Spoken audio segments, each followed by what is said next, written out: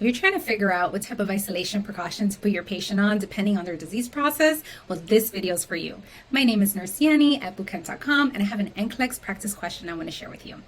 In this situation, the charge nurse should intervene if the staff member rooms together two clients who both have. So this question is basically asking, when should the charge nurse step in if she sees a nurse is putting together two patients together and not in separate rooms? So here we have a scenario of, in number one, two patients that have influenza. Number two, we have two patients that have varicella. Number three, two patients with pertussis. And number four, two patients with C. diff. So I'll give you a little hint. The one type of isolation precaution where patients cannot be grouped with each other, even if they have the same disease, is going to be airborne precautions. These patients need to be on a negative pressure room, isolated on their own. So now the next step is figuring out which of these patients has an airborne disease. So number one, we have influenza.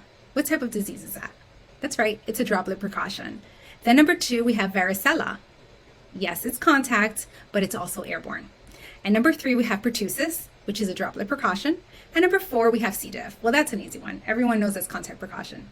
So as we see here, of all these patients, the one patient who would need that special room is that patient that has varicella or the chickenpox.